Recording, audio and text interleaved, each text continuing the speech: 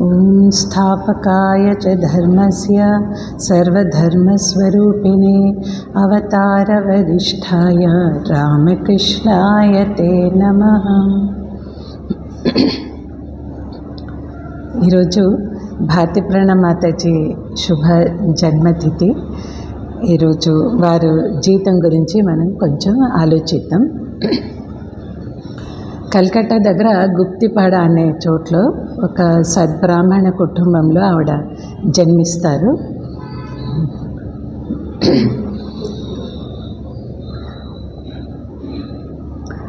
ఆవిడ చిన్నప్పటి నుంచి చాలా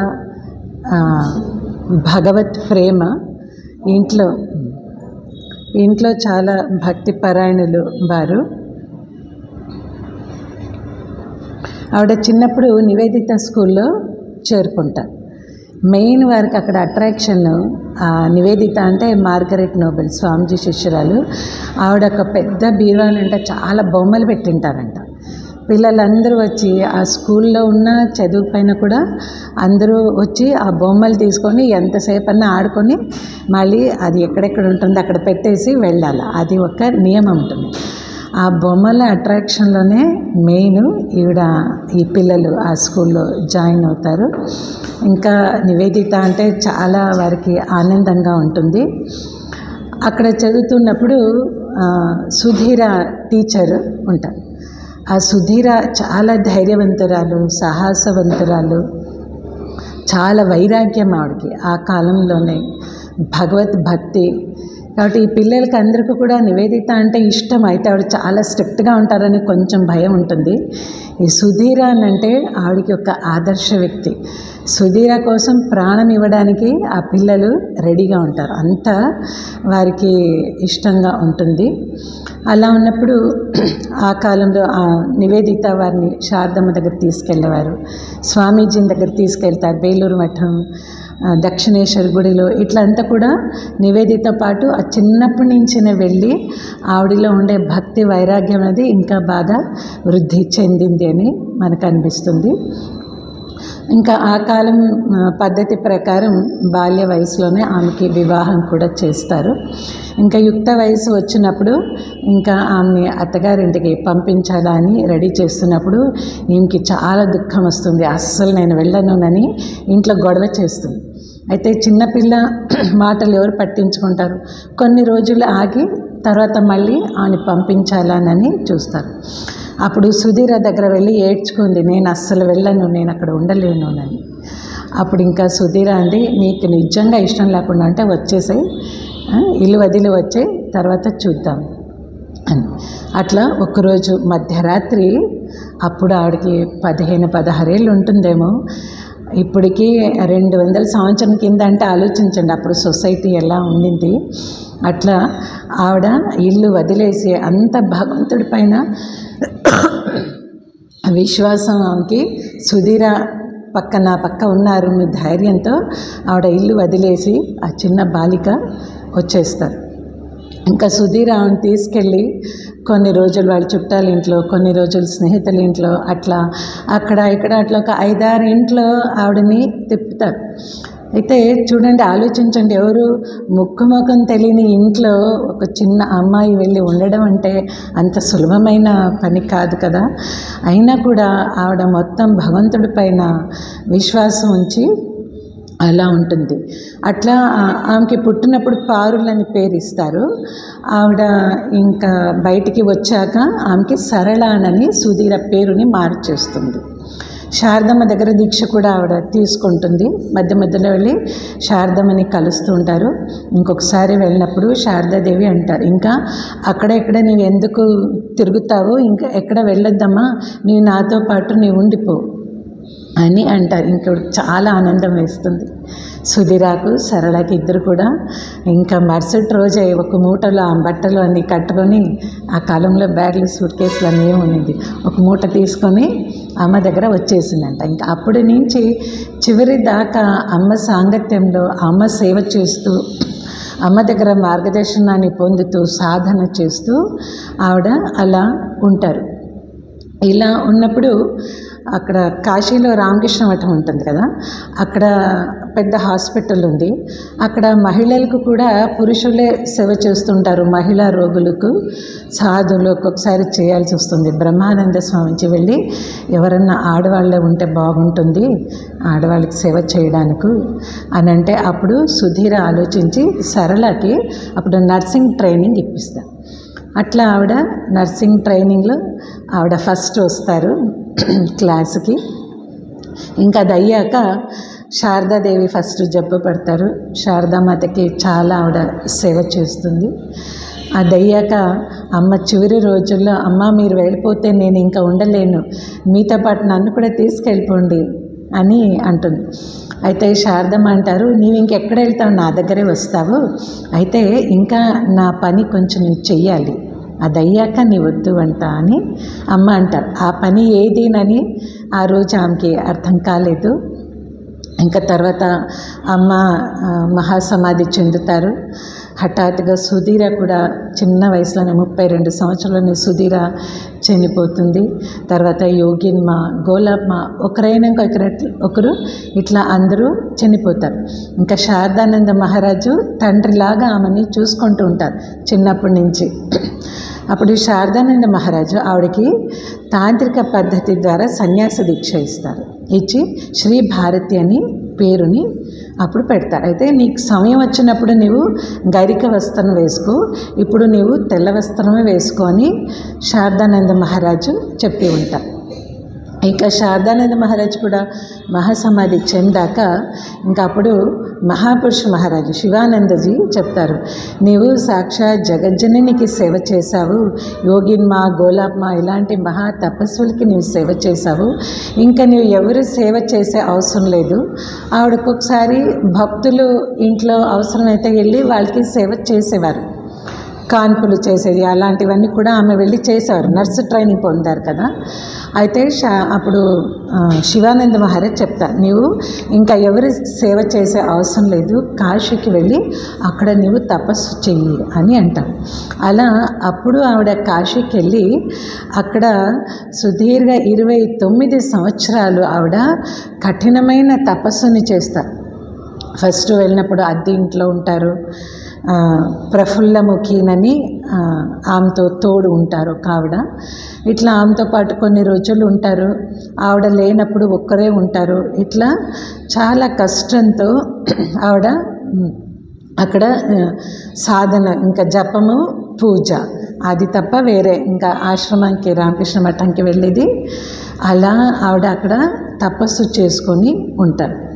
ఇలా ఉన్నప్పుడు ఇంకా శారదాదేవి ఇది జయంతి శతమాన ఉత్సవాలు జరుగుతుంది. అప్పుడు జయరాంబాటికి వెళ్తారు. అక్కడ శంకరానంద మహారాజు ప్రెసిడెంట్. అప్పుడు వారు పిలిచి బేలూరు మఠంలో వారు చెప్తారు, త్వరలోనే ఇప్పుడు శారదా మఠం స్థాపిస్తారు, దానికి నీవు అక్కడ ప్రెసిడెంట్గా ఉండి నీవు వారికి అందరికీ మార్గదర్శనాన్ని చూపాలి. అప్పుడు మాతాజీ అంటారు, 29 ఏళ్ళు నేను ఏకాంతవాసం చేశాను, జపధ్యానం తప్ప వేరే నాకు తెలీదు. అమ్మో వాళ్ళంతా చాలా చదువుకొని వచ్చిన వాళ్ళు, వాళ్ళకి నేనేం చెప్పాలి, వాళ్ళకి నేనేం మార్గదర్శనం చూపాలి అని.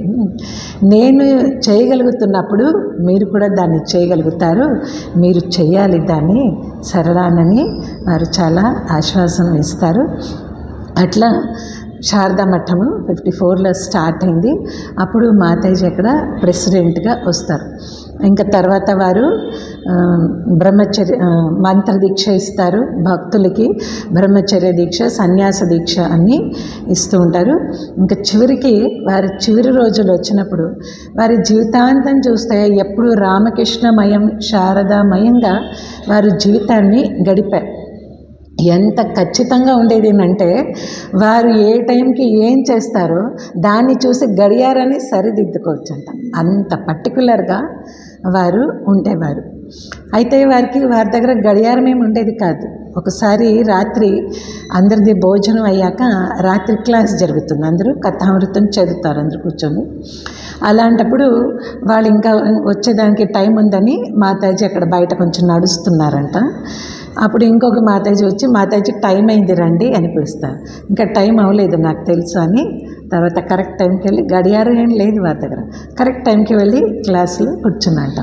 అంత పర్టికులర్గా చాలా ప్రతి పనిలోనూ ప్రతి దాంట్లోనూ వారు చాలా ఖచ్చితంగా ఉండేవారు. ఇంకా చివరి రోజుల్లో సన్యాసినులందరూ వారి గదిలో ఉండి హరి ఓం రామకృష్ణ, హరి ఓం రామకృష్ణ అని చెప్తున్నారు. అప్పుడు వారు అందరినీ ఆపమని సచ్చిదానంద శివోహం, సచ్చిదానంద శివోహం అని చెప్పమని చెప్తారు. ఇన్ని రోజులు వారిని ఒక భక్తుడిలాగా అందరూ వారిని దర్శించారు.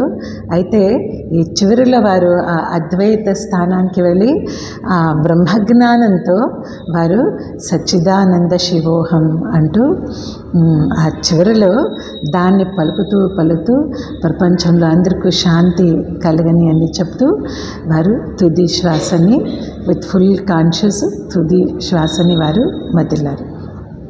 ఇట్లా ఒక మహాన్ జీవితం వారిది. కొంతమంది మాతాజీలు వారి గురించి రాశారు. దాన్ని ఈరోజు మనం కొంచెం ఆలోచిద్దాం. జనరల్గా వారి జీవితంనే డీటెయిల్గా ఎప్పుడు చదివేవారు. ఈసారి మాతాజీల స్మృతుల్ని కొంచెం మనం ఆలోచిద్దామని రాస్తున్నాను. కాశీలో మాతాజీ కాశీలో ఉంటారు కదా, అప్పుడు ఒక మాతాజీ, వారి తర్వాత మాతాజీ అయ్యారు. అప్పుడు వారు అక్కడ చిన్న అమ్మాయి, వారు అక్కడ వెళ్ళి ఈ సరళాని వారిని కలవడానికి వెళ్ళారు. వీరు ఆ మాతాజీ రాస్తున్నారు. వారిని చూసిన తక్షణం వారి ప్రశాంతత, నిరాడంబరత, నిష్కాపట్యం ఇవన్నీ చూసి మనకి చాలా గౌరవం లోపల నుంచి వచ్చేది. వారిని చూస్తే వారు ఒక గొప్ప వ్యక్తి అని మనకి అసలు అనిపించేదే కాదు. కాశీలో ప్రతి గురువారం స్త్రీల కోసం ఒక ఆధ్యాత్మిక తరగతులు చేసేవారంట. చాలామంది స్త్రీలతో పాటు ఈ సరళ కూడా వెళ్ళి అక్కడ అందరి మధ్యలో ఒక సామాన్య స్త్రీలాగా అందరి మధ్యలో వెళ్ళి అక్కడ కూర్చొని దాన్ని ఆ ప్రవచనాన్ని వినేసి వచ్చేవారు. వారు అంత ఒక గొప్ప వ్యక్తినని ఎవరికి కనబడకుండా అంత నిరాడంబరంగా వారు అలా జీవించేవారు అంటూ ఇక్కడ చెప్తున్నారు. కాశీలో చలికాలంలో విపరీతమైన చలి ఉంటుంది. అప్పుడు కూడా వారు ఒక శాల్వా మాత్రం కప్పుకొనేవారంట. ఏ రోజు కూడా వారు గొడుగు కానీ చెప్పులు కానీ వాడేవారు కాదు. శారదమ్మ ఏ రోజు వాడలేదు కాబట్టి నేను కూడా దాన్ని వాడనునని ఒక్కరోజు కూడా ఎంత ఎండ కానీ ఎంత వాన కానీ ఒక్కరోజు కూడా గొడుగుని కానీ చెప్పులు కానీ వాడేవారు కాదు.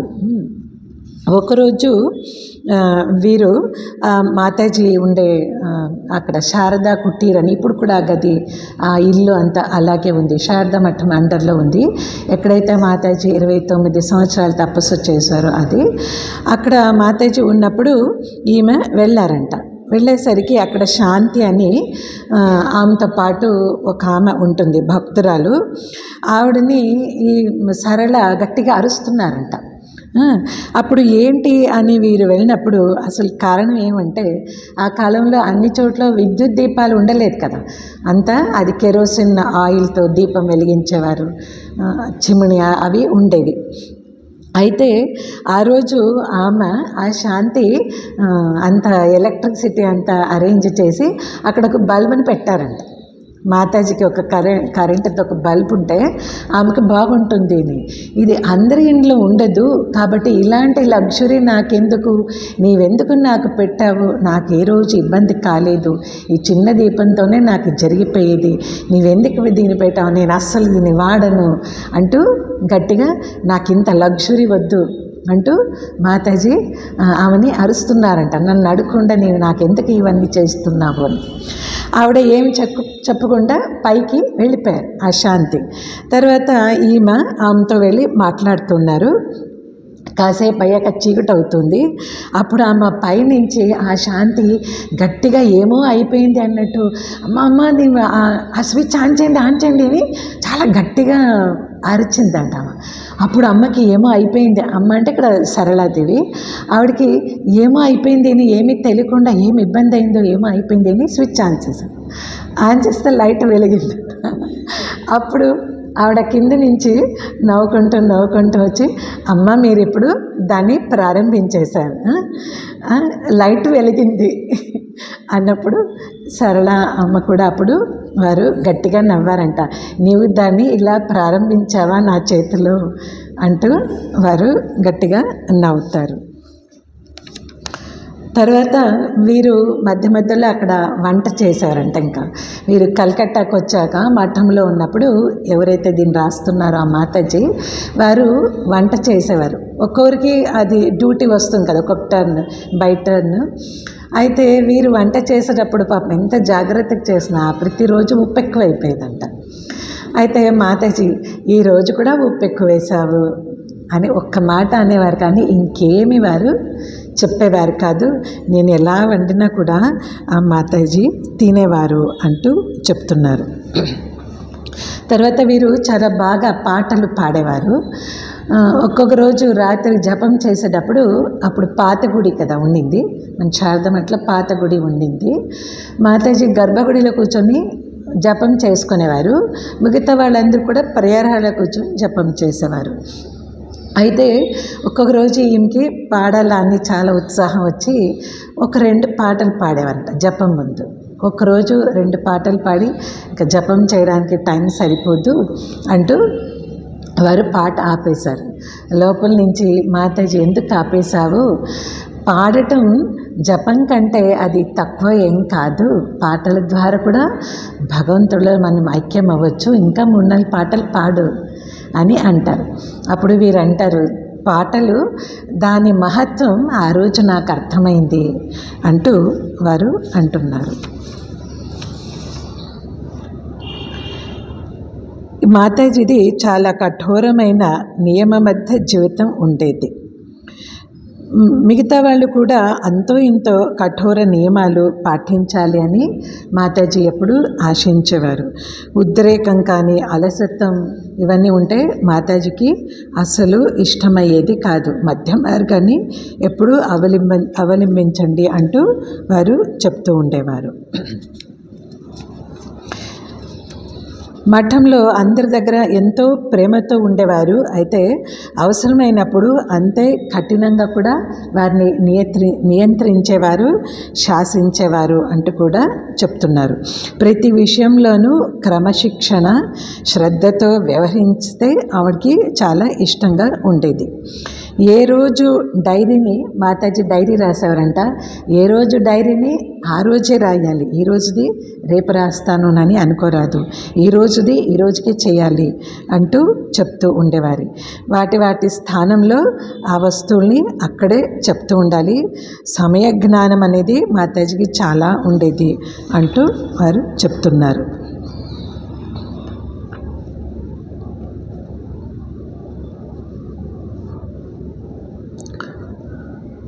శారదాదేవి చెప్పేవారు కదా, ఎప్పుడు ఉన్నవాళ్ళు దానం చేయండి, లేని వాళ్ళు జపం చేయండి అంటూ శారదమ్మ ఎప్పుడు చెప్పేవారు.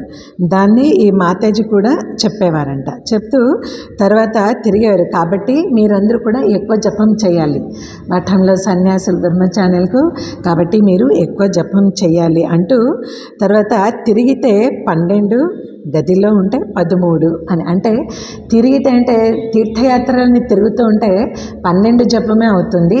ఒక గదిలో కూర్చొని స్థిరంగా జపం చేస్తే 13 అవుతుంది.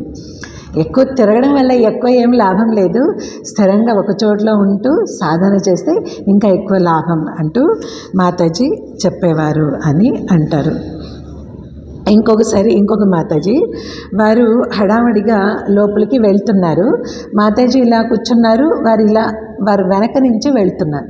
సరిగ్గా వారు వెనక్కి వచ్చేటప్పటికి మాతాజీ ఇట్లా వెనక చెయ్యిని పెట్టారంట. పెట్టేటప్పటికి కరెక్ట్గా ఆమె వెనక ఈవిడ వెళ్ళడం ద్వారా ఆమె చేతిపైన కాళ్ళు పడింది. అప్పుడు ఈవిడ బ్రహ్మచారిని అప్పుడు చాలా ఈమెకి దుఃఖం వేసిందంట. అరే మాతాజీ పొరపాటును జరిగిపోయింది అంటూ ఆవిడకి సాష్టాంగ నమస్కారం చేసి ఆ చేతులు తీసుకొని తుడిచి తల కత్తుకొని ఈవిడికి ఏడుపు వచ్చేసింది. మాతాజీ నేను చూడలేదు, మొత్తం మిమ్మల్ని నేను తొక్కేసాను, చేయిపోయిన మొత్తం కాలు పెట్టాను అని చాలా బాధపడిపోతున్నారు. అప్పుడు మాతాజీ మాతాజీ ఆవిడని దగ్గర తీసుకొని, అదేంటి అంత కంగారు పడతావు ఎందుకు, నీవు చూడకుండా తెలియకుండా చేసావు కదా, దాంట్లో ఏం తప్పులేదు.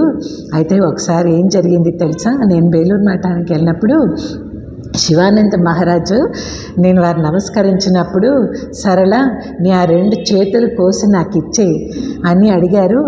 నాకు అర్థం కాలేదు, మీరేమంటున్నారు మహారాజ్ అంటే, ఆ 2 చేతుల్ని నేను బంగారు ఫ్రేమ్లో దాన్ని పెట్టుకుంటాను, సాక్షాత్ జగజ్జననికి నీవు సేవ చేశావు, ఆ చేతులు ఎంత పుణ్యం చేసింది అని అన్నారు అంటూ నవ్వుతూ చెప్పారంట.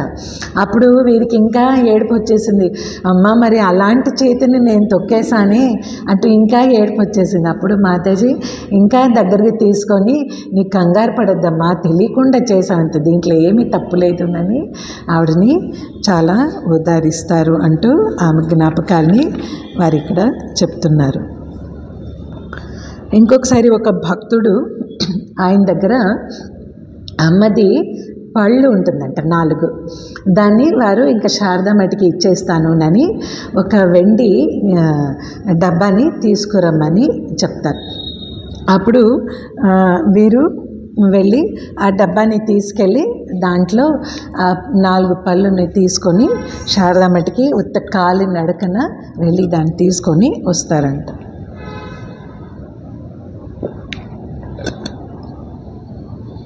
వచ్చేటప్పటికి అక్కడ భారతీ ప్రణమాతాజీ చాలా గంభీరంగా, ముఖం అంతా ఎర్రగా అయిపోయిందంట, వారికి చాలా గంభీరంగా అటు ఇటు నడుస్తున్నారంట.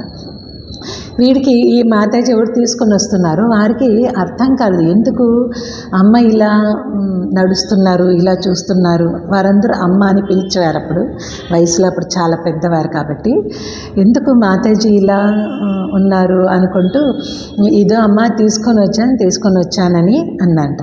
అప్పుడు మాతాజీ దాన్ని దగ్గర చూశారంట, సౌమ్యంగా చూసి, సరే అని, నీకు తెలుసా, నాకు చిన్నప్పుడు అమ్మ 3 పళ్ళు ఇచ్చారు, అయితే నేను చాలా అటు ఇటు తిరిగేదాన్ని కదా, ఒక స్థిరమైన ప్లేస్ నాకు ఉండలేదు కాబట్టి నివేదిత స్కూల్లో అప్పుడు ఎవరున్నారో వారికి నేను ఇచ్చి, దీన్ని మీరు దేవుడి దగ్గర ఉంచండి, నేను తర్వాత సమయం వచ్చినప్పుడు తీసుకుంటాను అన్నాను.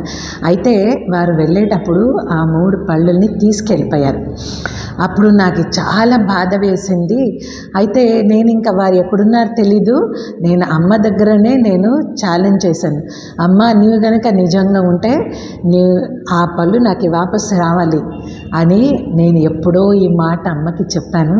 అది ఈరోజు ఎన్ని ఏళ్ళు అయ్యాక ఇప్పుడు అది జరిగింది. అయితే అప్పుడు 3 పోగొట్టుకున్నాను, ఇప్పుడు 4 వచ్చింది.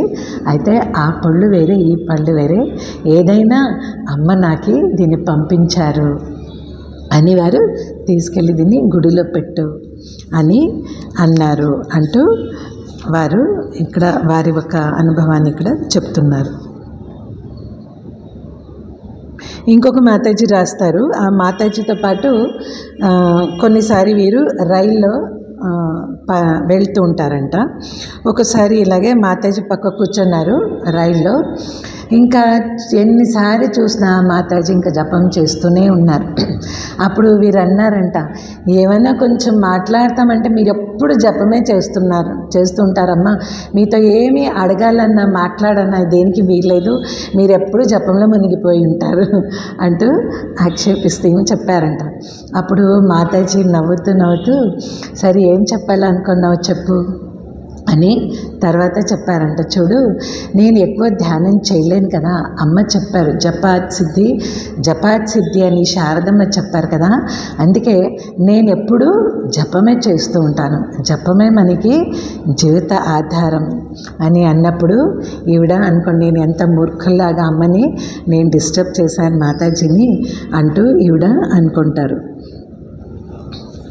అప్పుడు ఈవిడ అడుగుతారు, అమ్మ మాతాజీ నేను కాస్త ఎక్కువ జపం చేయాలి అని కూర్చుంటాను, అయితే ఎవరో నన్ను ఆసనం నుంచి తోసివేసినట్టు అసలు కూర్చోలేక లేవాల్సి వస్తుంది, లేచి వెళ్ళిపోతాను, ఇలా ఎందుకు జరుగుతుందమ్మా, చేయాలననే కూర్చుంటాను, అయితే చేయలేకపోతాను ఇట్లా అప్పుడు మాతాజీ అంటారు, ఇలా అవడం సహజమే అందరికీ. అలా అయినప్పుడు కూడా నీ మనసుని గట్టిగా నియంత్రించుకొని, లేదు నేను లెవను అని కూర్చో. కాసేపుకి మనసు శాంతించి నువ్వు చాలా ఆనందాన్ని పొందుతావు. అప్పుడు నువ్వు బాగా జపంని చేయగలుగుతావు. దాన్ని అభ్యాసం చేయాలి అంటూ వారికి మాతాజీ చెప్తారు.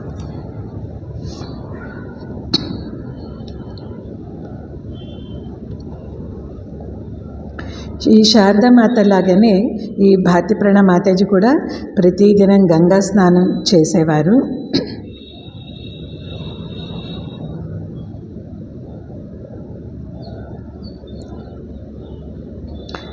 చెప్పులు వారు వేసుకునేవారు కాదు, గొడుగు వేసుకునేవారు కాదు అని తెలుసు కదా. అమ్మ చెప్పేవారు కదా, శారదామాత ఎప్పుడు ఎలాగో అప్పుడు అలా ఉండాలని.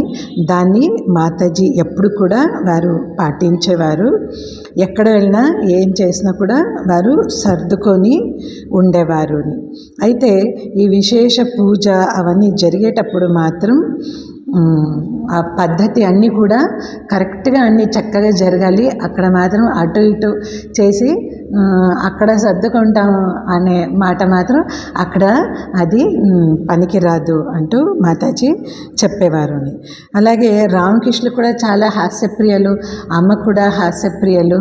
అలాగే ఈ మాతాజీ కూడా చాలా హాస్యం చేసేవారు. వారు చాలా మిమిక్రీ కూడా చేసేవారంట. వారు చిన్నప్పుడు వారి ఇంటి ఆ వీధిలో నుంచినే రామకృష్ణ మఠం సాధువులు వెళ్ళేవారంట. శారదమ్మని దర్శించుకోవడానికి ఉద్బోధనకి వెళ్ళేటప్పుడు వారి ఇంటిపై నుంచినే వెళ్ళాల్సి వచ్చేదంట. అప్పుడు వీరందరూ చిన్న చిన్న పిల్లలు అందరూ ఆడుకుంటూ ఆ సాధువులు వెళ్ళేటప్పుడు రామకృష్ణ పరమహంసలు, ఆ పరమహంసలు అందరూ వెళ్తున్నాయి క్వాక్ క్వాక్ క్వాక్ అంటూ అందరూ తమాషా చేసేవారంట. ఈ మాతాజీ కూడా అప్పుడు ఆ గుంపులో ఉండారు. వీరు కూడా అలా తమాషా చేసేవారంట. ఎవరికి తెలుసు, తర్వాత నేను కూడా దాంట్లో ఒకదాని అవుతానని, అప్పుడు నాకు తెలీదు అంటూ మాతాజీ చెప్పేవారు. ఎవరైనా రాధు గురించి, రాధు అమ్మకి ఎంత హింస పెట్టేది, అమ్మని ఎంత తిట్టేది అని చెప్తే మాత్రం భారతీప్రణ మాతాజీకి ఇష్టమయ్యేది కాదంట. అసలు మీకు తెలీదు, ఆవిడకి ఆరోగ్యం బాగాలేనప్పుడు అలా చేసేదంతే, ఎప్పుడు ఆవిడేం అలా ఉండలేదు. ఆవిడ చాలా మంచి వ్యక్తి, ఆవిడ చాలా మంచి స్నేహంగా ఉండేది అంటూ, ఆవిడ ఒక యోగమాయ కదా, ఆవిడ వల్లనే కదా అమ్మ అన్ని రోజులు ఉన్నారు అంటూ ఎవరన్నా అలా చెప్తే మాతాజీకి ఇష్టమయ్యేది కాదు అని చెప్పేవారు. స్వామి మాధవానంద అని ఆయన రామకృష్ణ మఠ జనరల్ సెక్రటరీ. ఆయన ఒకసారి ఒక మాతాజీకి చెప్తారు, భారతీప్రణ మాతాజీ మీ మధ్య ఉన్నారు, ఆమె శారదాదేవి సాన్నిధ్యాన్ని ఎక్కువగా పొందారు. ఎప్పుడు వారు సేవ చేశారు, రోజంతా ఎన్నో సంవత్సరాలు వారి దగ్గర ఉండి శారదమ్మ దగ్గర ఎలా జీవించాలి అనేది వారు నేర్చుకున్నారు. మీకు ఏదైనా మేధ కావాలనంటే, శాస్త్ర చర్చ కావాలంటే వేరే ఎవరినైనా పిలవండి, ఎవరి దగ్గరైనా నేర్చుకోండి. ఆధ్యాత్మిక జీవితం గురించి మీకు కావాలా, ఏమన్నా తెలుసుకోవాలా అంటే ఒక భారతీప్రణ మాతాజీ ఒక్కరే ఉన్నారు, మీరు వారి దగ్గరే మీరు నేర్చుకోవాలా అంటూ వారు చెప్పేవారంట. తర్వాత మాతాజీ చాలా తమాషా చేసేవారు అలాగే అని చెప్పాం కదా. అలాగే మిగతా వాళ్ళ కంఠస్వరాన్ని కూడా వారు అనుసరించి అలాగే ఇలా వారు మాట్లాడతారు అని కూడా చెప్పేవారంట. నివేదిత స్కూల్లో చదివేటప్పుడు ఆవిడ ఎలా గంభీరంగా అటు ఇటు క్లాస్లో బోర్డు పైన రాసేటప్పుడు అటు ఇటు క్లాస్లో తిరుగుతూ ఆవిడ నేర్పించేవారంట. ప్రతి స్టూడెంట్స్ దగ్గర వచ్చి, ఆవిడకి బెంగాలీ బాగా వచ్చేది కాదు కదా, ఆ ఇంగ్లీష్ యాక్సెంట్లో బెంగాలీ పలికేవారు కదా, ఆవిడ ఎలా పలికేవారు, ఎలా చెప్పేవారు అన్నీ కూడా వీరు మిమిక్రీ చేసి చూపించేవారంట. తర్వాత ఈ మాతాజీలు బ్రహ్మచారిలు అందరూ కూడా జపధ్యానానికి కూర్చున్నప్పుడు ఆ సమయంలో ఎవరి ముఖ కవళికలు ఎలా ఉంటాయి అని చూపించి అందరూ నవ్వించేవారంట. రామకృష్ణుల శిష్యుల్ని చాలామంది చూశారు కదా, ఎవరెవరు ఎలా మాట్లాడేవారు, ఎవరు ఎలా వచ్చేవారు, అవన్నీ కూడా వీళ్ళందరికీ కూడా మిమిక్రీ చేసి తమాషా చేసేవారంట. యోగిన్మ ఎలా ఎంత పైకి చీరని కట్టుకునేవారు, భక్తులు వచ్చేటప్పుడు వారు ఎలా గట్టిగా ఎవరన్నా అటు ఇటు చేస్తే ఎట్లా వారిని వారించేవారు. తర్వాత రాత్రి పడుకునేటప్పుడు అన్ని ఆ గదిలో ఏ దేవుడి ఫోటోలు ఉన్నాయో అన్ని దేవుడి ఫోటో ముందు నించొని ఆవిడ ఎలా ప్రార్థన చేశారు, ఏం చెప్పేవారు, ఎలా మాట్లాడేవారు, అలా చేసి తర్వాత ఆమె పడుకోనేందుకు వెళ్ళేవారు. ఇట్లా ఇవన్నీ కూడా ఆవిడ చేసి తమాషా చేసి చూపించేవారంట. తర్వాత ఇంకొక మాతాజీ రాస్తారు, వారికి పూజ ఇది రొటీన్ ఉంది. ఎవరైతే పూజ చేస్తారో వారు మాతాజీ గదిలో పడుకోవాల్సి వచ్చేదంట. మాతాజీ గది 2వ అంతస్తులో ఉంది. ఒకవైపు గంగ కనిపిస్తుంది, ఒకవైపు తోట అన్ని కూడా కనిపిస్తూ ఉంటుంది. చాలా చిన్న గది, నవత్ కంటే డబల్ సైజు ఉంటుందేమో అది. ఆ గదిలో ఒకవైపు మాతాజీ మంచం ఉంటుంది, దాని పక్క వీరు నేల కింద పడుకునేవారు. ఎవరు పూజ చేస్తారో వారు కరెక్ట్ టైంకి వీరు లేవలేకపోతే అని 3 గంటలకి ఆ పూజారిని లేవలేకపోతే మాతాజీ వారిని లేపేవారు. అందుకని అయితే కిటికీ పక్కలో పడుకున్నారు. వానకాలంలో పెద్ద వాన వస్తే ఆ కిటికీ నుంచి గదిలోపు నీళ్లు వచ్చేసేదంట. ఒకరోజు ఈ మాతాజీ ఇంకా రాత్రి ఎలా ప్రతిసారి వెళ్ళేలాగా వెళ్ళి పడుకునేశారు. ఇంకా 3 గంటలకి మెలకు వచ్చింది. లేచి చూసిన తక్షణం ఎదురుగా ఒక బకెట్, ఆ బకెట్ నుండి మురికి నీళ్ళు, పక్క ఒక గుడ్డ ఈవిడిని వెక్కిరిస్తూ ఉన్నట్టు ఈవిడికి కనిపించిందంట. క్షణమాత్రంలో ఏం జరిగిందని ఈ మాతాజీకి అర్థమైంది. ఈవిడికి చాలా బాధ వేసింది. అమ్మ, రాత్రంతా వాన వేసి నీళ్ళు వచ్చింది, అస్సలు నాకు తెలియలేదు. గదిలో రాత్రంతా మీరు కూర్చొని నీళ్ళని ఆ గుడ్డలో అద్ది బకెట్లో పిండి పెడుతున్నారు. వీరిని లేపలేదు. వీరు చిన్న వయసు, వీరికి తెలియలేదు, నిద్రలో వెళ్ళిపోయారు. మీరు ఎందుకమ్మా లేపలేదు అని వీరికి చాలా బాధ వచ్చిందంట. నీవు 3 గంటలకి వెళ్ళి గురు మహారాజ్ సేవ చేయాలి కదా, నీ గుడికి వెళ్ళాలి కదా. మాతాజీ కూడా 3 గంటలకే లేచేవారు. అయితే వారు ఎంత ఒక తల్లిలాగా వారిని డిస్టర్బ్ చేయరాదునని ఆ రాత్రంతా ఆ నీళ్ళు ఆ పరుపు తడవకుండా, గదిలో నీళ్ళు రాకుండా ఆవిడ చేసి ఏమీ జరిగినట్టు సైలెంట్గా వారు ఉన్నారు. దీన్ని వారు ఒక స్మృతిని ఇలా చెప్తున్నారు. ఇలా అంత ప్రేమతో తల్లిలాగా వారు మనందరిని కూడా చూసుకునేవారు నన్ను. తర్వాత ఆ దక్షిణేశ్వరంలో భవతారిణి కాళీ గుడి ఉంది కదా, అక్కడ ప్రతి మంగళవారం మళ్ళీ ప్రతి శనివారం పూజ తీసుకొని వెళ్తారు. అలా వెళ్ళేటప్పుడు మాతాజీ వెళ్ళేవారు. అయితే మాతాజీ చెప్పులు వేసుకోరు కదా, ఎండాకాలంలో బాగా రోడ్ అంతా కాలిపోయి ఉంటుంది. మిగతా వాళ్ళకి అలవాటు లేదు కదా, మాతాజీతో పాటు వీరు ఆ బుట్ట అన్నీ పట్టుకొని వెళ్తారు. మాతాజీ మాత్రం నిరాకారంగా బండ కాలుతూ ఉంటుంది. వారు నిరాకారంగా జపం చేసుకుంటూ అలా వెళ్తుంటారు. వారు వెనక వీళ్ళు ఆ మాతాజీ రాస్తారు. మేము నడువులేక ఒకసారి కాలు ఇట్లా, ఒకసారి ఇట్లా, అటు ఇట్లా పెట్టుకొని ఎంత ఇబ్బంది పడుకొని మేము ఎలాగో వెళ్ళేవారము. మాతాజీకి మాత్రం శరీర స్పృహనే ఉండలేదు. అంత వారి మనసు ఎప్పుడు అంతర్ముఖంగా ఉండేది అంటూ ఇక్కడ చెప్తూ ఉన్నారు.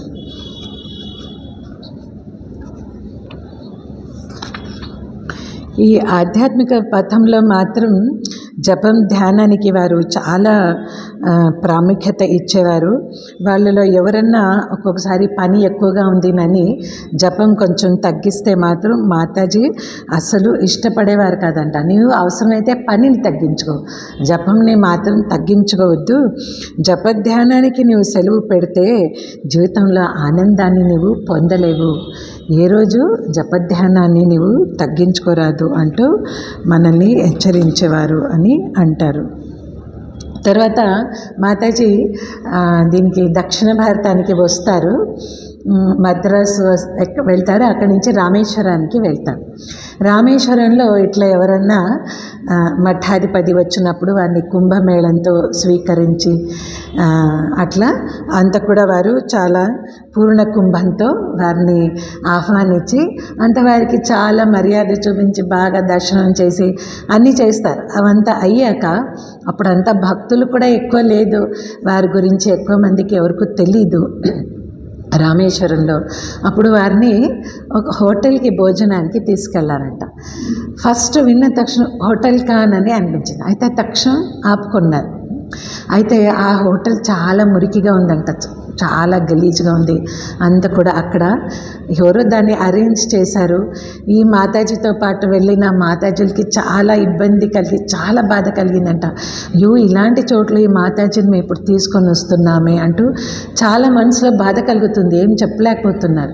మాతాజీ మాత్రం నిర్వికారంగా వాళ్ళకి మీరు ఊరుకోండి, అమ్మ చెప్పారు కదా ఎప్పుడు ఎక్కడ ఎప్పుడు ఎట్లా ఉండాలో అప్పుడు అలా ఉండాలి, మీరు ఊరుకునండి అని వారిని సైగతో ఊరుకుండమని చెప్పి ఏమో కాస్త తినేసి వారు వచ్చేస్తారంట. ఇట్లా సందర్భానికి తగ్గట్టు మాతాజీ వ్యవహరించేవారు అంటూ చెప్తున్నారు.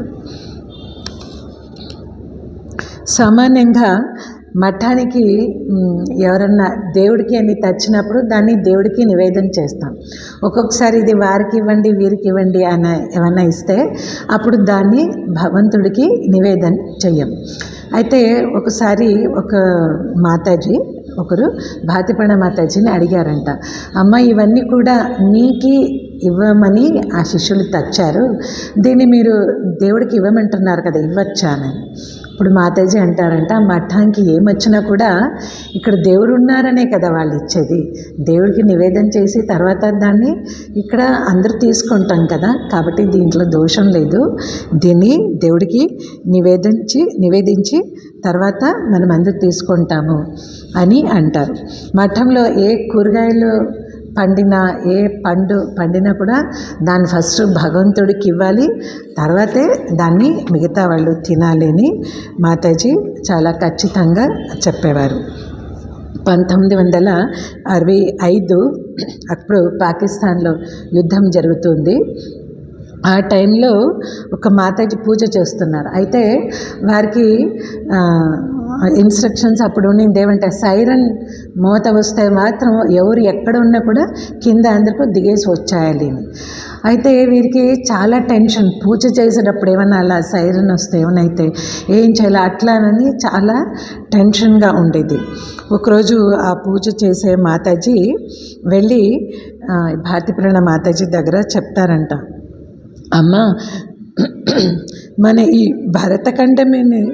భరతఖండాన్ని కేంద్రం చేసుకొని స్వామీజీ చెప్పారు కదా, ఇక్కడ నుండే భావతరంగాలు ప్రపంచమంతా వ్యాపిస్తాయి అన్నారు కదా, అయినప్పటికీ చైనాతో యుద్ధం, ఇప్పుడు పాకిస్తాన్తో యుద్ధం, భారతదేశంలో ప్రజలు ఎంత కష్టపడుతున్నారమ్మా, ఇక్కడ జనాలు కష్టానికి అంతే లేదు. స్వామీజీ చెప్పారు, స్వామీజీ భవిష్యత్ వాణి మరి అర్థమవుతలేదు, స్వామీజీ ఏం చెప్పారు, ఇప్పుడు మన సొసైటీ చూస్తే ఇలా ఉంది అంటూ ఆవిడ బాధపడుతూ చెప్పారంట. అప్పుడు మాతాజీ గంభీరంగా ఆలోచించి తర్వాత అన్నా అంట, చూడు స్వామీజీ సత్యదృష్ట అయిన ఋషివర్యులు, ఆయన భవిష్యత్వాణి విఫలం కాదు. మేమందరూ సమాజంలో ఎటువంటి కష్టం నుంచి బయటికి వచ్చి ఈరోజు అందరూ బయట ఇప్పుడు వచ్చాం, అవన్నీ మీకు తెలీదు. ఇంకా భారతీపురణ మాతాజీ వారందరూ చిన్నప్పుడు ఇంకా ఎంత కష్టం ఉండింది కదా, అవన్నీ మీకు తెలీదు. సత్యం స్వామీజీ చెప్పారు అంటే అది తప్పకుండా జరుగుతుంది. స్వామీజీ చెప్పారు గంగ ఒడ్డున స్త్రీల కోసం మఠం స్థాపించాలని. చూడు మఠం స్థాపించబడింది, మనమందరం ఇక్కడ వచ్చాం కాబట్టి మంచి రోజులు వస్తుంది మన దేశానికి. స్వామీజీ చెప్పారు కాబట్టి మనం భయపడే అక్కర్లేదు, అయితే మనము దానికోసం ప్రార్థన చేస్తే చాలు అంటూ మాతాజీ చెప్తారు. ఇలా మాతాజీ ప్రతి రంగంలో కూడా ఆధ్యాత్మికత కానీ సామాజిక రంగంలో కానీ చాలామంది వారి గృహస్థ శిష్యులు వచ్చేవారు. వారు కూడా వారి సంసారంలో తాపత్రయాలన్నీ కూడా చెప్పుకునేవారు. వారందరికీ కూడా ఇట్లా మాతాజీ ఎవరికి ఏ మార్గంలో కావాలో ఆ మార్గంలో అందరికీ మార్గదర్శనాన్ని చూపి ఒక మంచి జీవితాన్ని వారు మన ముందు ఉంచారు. వారు చెప్పేవారు, మాటల్లో చెప్పేది కాదు, జీవితాన్ని చేసి చూపించు అని అందరికీ చెప్పేవారు. వారు చేసి చూపించారు. మనకి కూడా వారు మీరు జీవితంలో పాటించి చూపించండి అని వారు మనకి ఇచ్చిన ఒక ఉపదేశం అని మనము తీసుకుంటాం. ఓం అసతో మా సద్గమయ తమసో మా జ్యోతిర్గమయ మృత్యోర్మా అమృతం గమయ. ఓం శాంతి శాంతి శాంతి. హరి ఓం తత్సత్. శ్రీరామకృష్ణార్పణమస్తు.